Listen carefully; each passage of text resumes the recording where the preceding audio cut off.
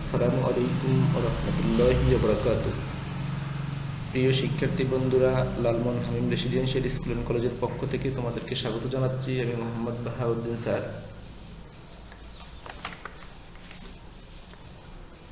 বরাবরের মতো গত ক্লাসে আমরা অষ্টম শ্রেণীর দ্বিতীয় অধ্যায়ের নেটওয়ার্ক সংশ্লিষ্ট যন্ত্রপাতি সম্পর্কে আলোচনা করেছি। আজকে আমরা তারই ধারাবাহিকতায় আজকে আমরা আলোচনা করব দ্বিতীয় অধ্যায়ের আরেকটা খুবই গুরুত্বপূর্ণ টপিকস, সেটা হচ্ছে নেটওয়ার্ক সংশ্লিষ্ট যন্ত্রপাতি।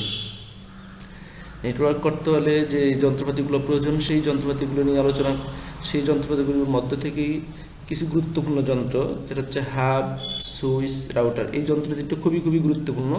এই যন্ত্র তিনটা নিয়ে আমরা আলোচনা করব। তো কথা না বাড়িয়ে আমরা আমাদের মূল আলোচনায় চলে যাই।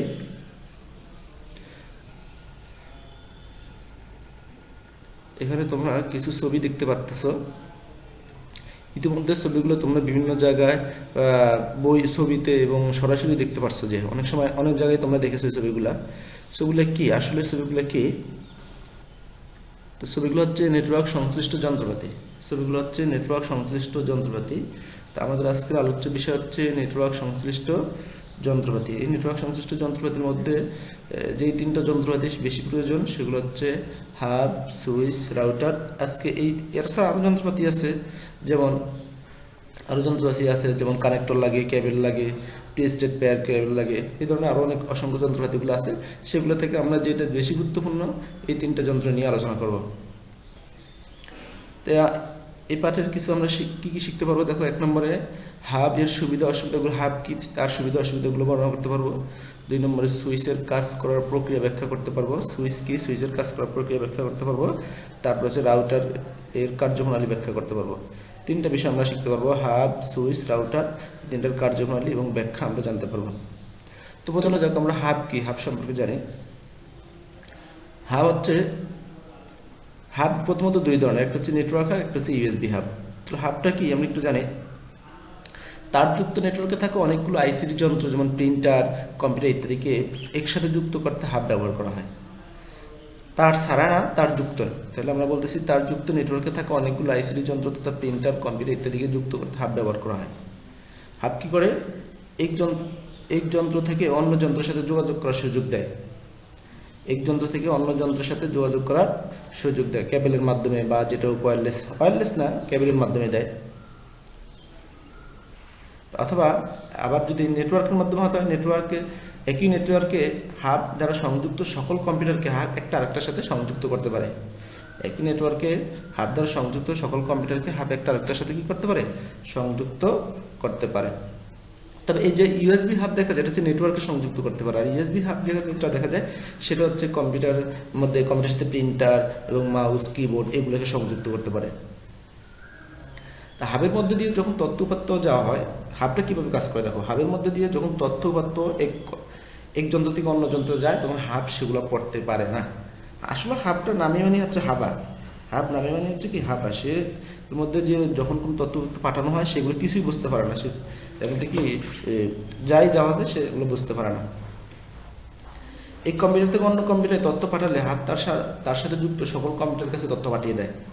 এমনকি যার সাথে যোগাযোগ করার কথা, এমনকি যেই কম্পিউটার থেকে তথ্য পাঠানো হয়, হাব সেই কম্পিউটারও তথ্য পাঠিয়ে দেয়। অর্থাৎ এর থেকে বোঝা যাচ্ছে কি, হাব নির্দিষ্ট ঠিকানা অনুযায়ী তথ্য পাঠাতে পারে না। আমরা আবারও বলি কি, হাব এক কম্পিউটার থেকে অন্য কম্পিউটারে তথ্য পাঠালে তার সাথে যুক্ত সকল কম্পিউটারে হাব তথ্য পাঠিয়ে দেয়।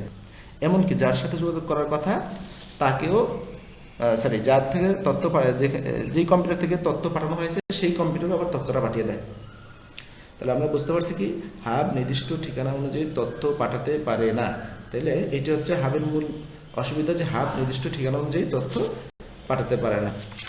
তাহলে চলো আমরা এখানে এখন সংজ্ঞাটা দেখি। এখানে যদি আরেকটু ক্লিয়ার করে দেখি, যে 2 বা 2-এর অধিক কম্পিউটারের মধ্যে নেটওয়ার্ক তৈরি করতে হলে এমন একটি কেন্দ্রীয় ডিভাইস দরকার যা প্রতিটি কম্পিউটারকে সংযুক্ত করতে পারে। এই ডিভাইসকে হাব বলে। ঠিক আছে?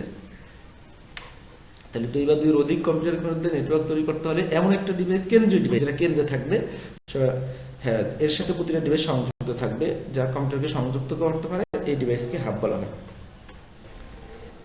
তো চলো আমরা হাবের কিছু সুবিধা দেখি। নেটওয়ার্কে হাব ব্যবহার করলে তুলনামূলক খরচ কম পড়ে। হাবের দাম অত্যন্ত কম, একদম খুব কম খরচে হাব দিয়ে নেটওয়ার্ক তৈরি করা যায়।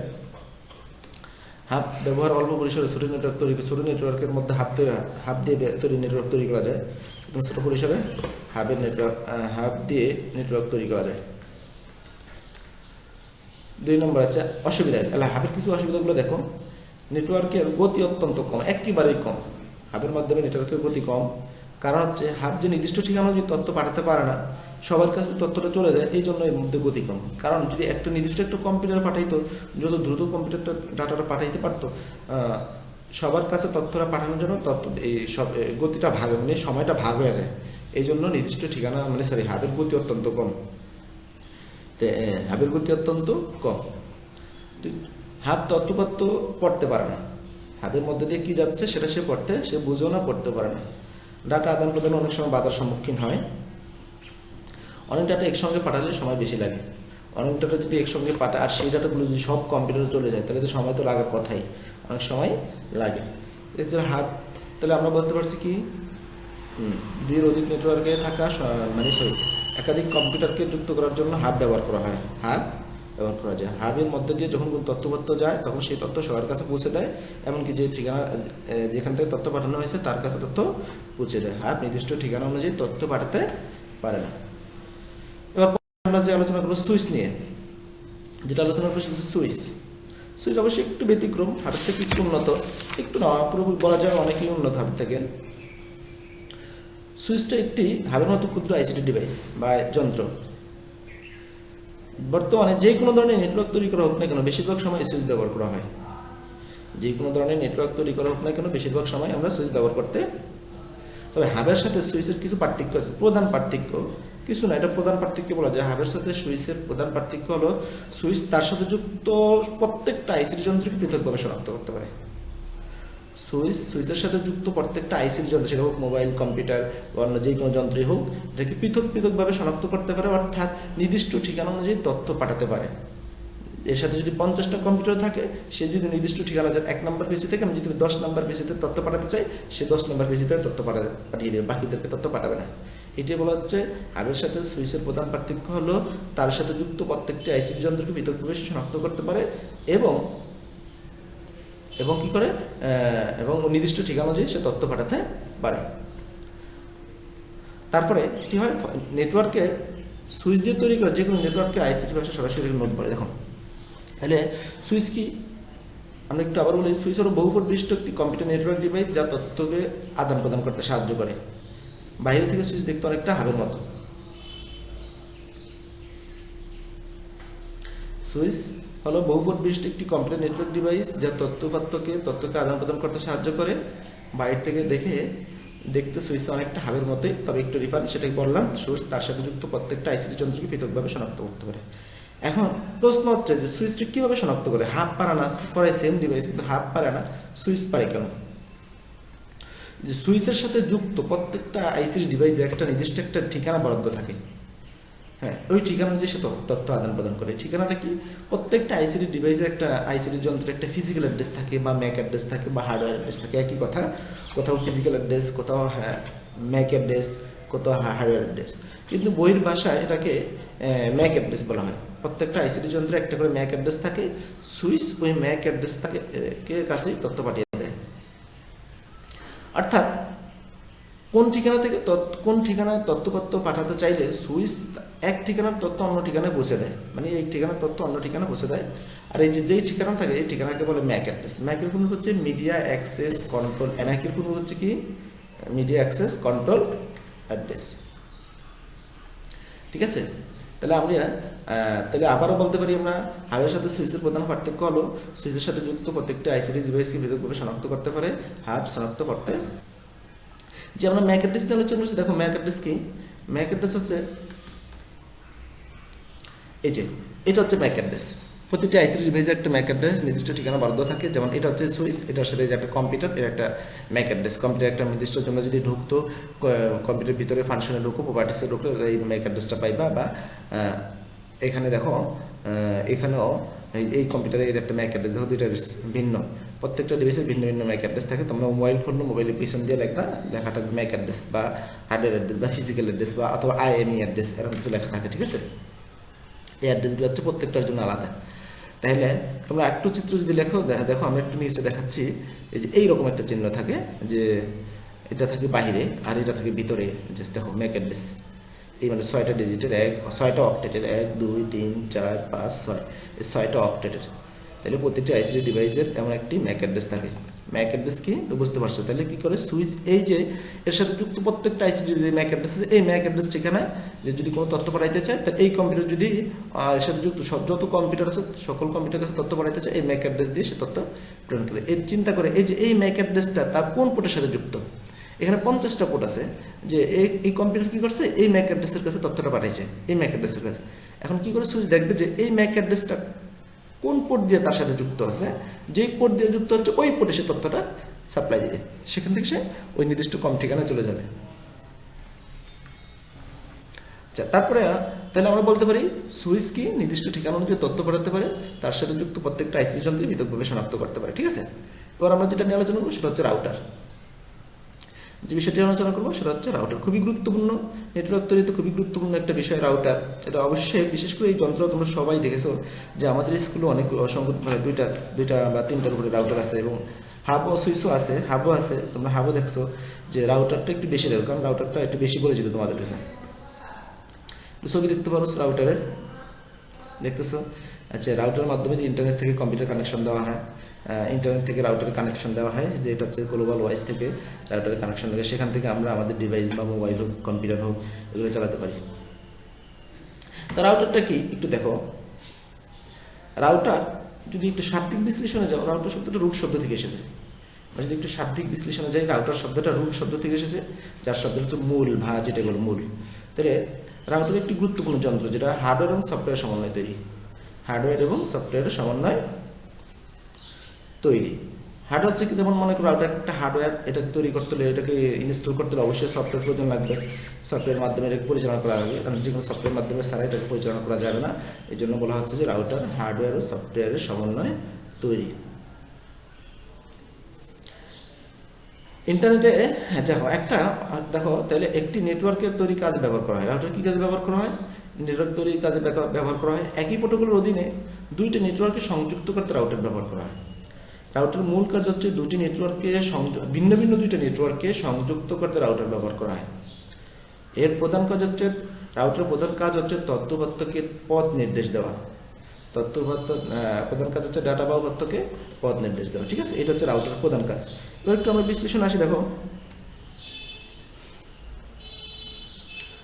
ধরো তোমার কোনো অস্ট্রেলিয়ায় অবস্থিত কোনো বন্ধুর কাছে যদি তুমি ইমেল পাঠাইতে চাও, মাধ্যমে কেউ যদি তুমি একটা ছবি বা ইমেল পাঠাতে চাও, ছবিটি কয়েকটি প্যাকেটে বিভক্ত হয় তোমার বন্ধুর ইন্টারনেটের মাধ্যমে তোমার বন্ধুর কাছে পৌঁছে যাবে। একটা এক্সাম্পল দিচ্ছি, যে তুমি যদি তোমার অস্ট্রেলিয়াতে কোনো বন্ধুর কাছে বা অন্য কোথাও তোমার বন্ধুর কাছে ইমেলের ছবি পাঠাতে চাও, তাহলে ছবিটা কয়েকটি প্যাকেটে বিভক্ত হয়ে তোমার বন্ধুর কাছে পৌঁছে যাবে, ইন্টারনেটের মাধ্যমে তোমার বন্ধুর কাছে পৌঁছে যাবে।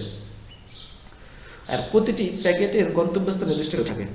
আমরা যেটা আসছো, এই দেখো যে ডাটা প্যাকেটের কথা বলছি, প্রতিটি প্যাকেটের গন্তব্যস্থলের ঠিকানা সংযুক্ত থাকে। ইন্টারনেটটা কি আসলে ইন্টারনেটটা জালের মতো গোটা পৃথিবীতে জড়িয়ে আছে। ইন্টারনেট হচ্ছে জালের মতো গোটা পৃথিবীতে জড়িয়ে আছে। এই ভিন্ন ভিন্ন প্যাকেটের এই ভিন্ন ডেটা প্যাকেট ভিন্ন গন্তব্য পথে পৌঁছাতে পারে। আর ডাটা প্যাকেট কোনো একটি রাউটারে পৌঁছলে পরবর্তীতে কোন পথ দিয়ে গেলে যে দ্রুত যেতে পারবে, এই পথ নির্দেশনা দেয় রাউটার। অর্থাৎ ডাটা প্যাকেট কোনো একটা রাউটারে যদি পৌঁছে, সেখান থেকে পরবর্তীতে কোন পথে গেলে সে দ্রুত কাঙ্ক্ষিত স্থানে পৌঁছতে পারবে, এই পথ নির্দেশনা দেয় হচ্ছে রাউটারের কাজ। তাহলে এখানে বলা হচ্ছে, দেখো তাহলে আমরা ডাটা প্যাকেটটা কি হচ্ছে, দেখো ডাটা প্যাকেট হচ্ছে নেটওয়ার্কের মধ্য দিয়ে যে ডাটা বা তথ্য প্রবাহিত হয় তার একটি ব্লক বা একটি একক। উৎস থেকে গন্তব্য যাওয়ার জন্য উৎস থেকে প্রেরণ করা ডাটার সম্পূর্ণ অংশই একবারে না গিয়ে ছোট ছোট ব্লক আকারে নেটওয়ার্কের মাধ্যমে প্রবাহিত হয়। এটা হচ্ছে ডাটা প্যাকেট। একসাথে না গিয়ে ব্লক আকারে, যে আমরা যে ইমেলটা পাঠাচ্ছি এটা কয়েকটা ব্লকে, ছোট ছোট ব্লক আকারে তোমার বন্ধুর কাছে পৌঁছে যায়। এই যে পৌঁছে যায়, এই যে যেটা বলছি যে ডাটা, রাউটার কাজ হচ্ছে ডাটাকে মানে বিভিন্ন প্যাকেটের মাধ্যমে গন্তব্য পৌঁছতে, যে একটি ডাটা প্যাকেট কোনো একটি রাউটারে যখন পৌঁছে, একটি ডাটা প্যাকেট কোনো একটি রাউটারে পৌঁছতে পরবর্তীতে কোন পথে অগ্রসর হবে তার নির্দেশনা দিয়ে হচ্ছে রাউটার। ঠিক আছে, না একটা এক্সাম্পল দিয়ে আমরা আজকের ক্লাসটা শেষ করবো। একটা উদাহরণ দিলে তোমাদের কাছে বিষয়টা আরও অনেক স্পষ্ট হবে। মনে করো বাংলাদেশ থেকে বিমানে করে তুমি এমন একটা দেশে যেতে চাও যেখানে বাংলাদেশের থেকে সরাসরি বিমানে যাওয়া যায় না, যেখানে বাংলাদেশ থেকে সরাসরি বিমানে যাওয়া যায় না, তখন কি হবে? বিমান কোম্পানি তোমাকে এমন একটা সুবিধাজনক গন্তব্যে নিয়ে যাবে যেখান থেকে তুমি আরেকটা বিমানে করে তোমার সেই কাঙ্ক্ষিত দেশে তোমাকে পৌঁছে দেবে। বাংলাদেশ থেকে এমন একটা দেশে নিয়ে যাবে, সেখান থেকে বিমান কোম্পানি কী করবে, তোমাকে অন্য একটা বিমানে করে কাঙ্ক্ষিত দেশে তোমাকে নিয়ে পৌঁছে দেবে। এটি হচ্ছে রাউটারের কাজ। যে সরাসরি যাওয়া তো জান, এই জন্য কী করছে, সুবিধাজনক স্থানে নামাবে, সেখান থেকে তোমার সুবিধা মতো আরেকটা বিমানে দিয়ে কি তোমাকে পৌঁছে দেবে। তাহলে এটি হচ্ছে রাউটারের মূল কাজ, যে উৎস যখন রাউটারের মধ্যে কোনো ডাটা পৌঁছায়, পরবর্তী কোন পথে যা গেলে সে সুবিধা পাবে, দ্রুত বুঝতে পারবে, এটি হচ্ছে রাউটারের কাজ। তা আশা করি তোমরা মোটামুটি আশা করি তোমরা বুঝতে পারছো যে তোমরা বইয়ের সাথে যদি আমার সাথে কথা যদি একটু প্র্যাকটিস করে মিলাও, তোমরা আরও ক্লিয়ার সুন্দরভাবে বুঝতে পারবা। যে তাহলে আজকে আমাদের মূল হচ্ছে 3টা বিষয় নিয়ে আলোচনা করছি, হাব, সুইচ, রাউটার। বাট তো সবাইকে ধন্যবাদ জানিয়ে আজকের ক্লাস এখানে শেষ করছি। আসসালামু আলাইকুম রহমতুল্লাহ বরকাতুহু। ধন্যবাদ সবাইকে।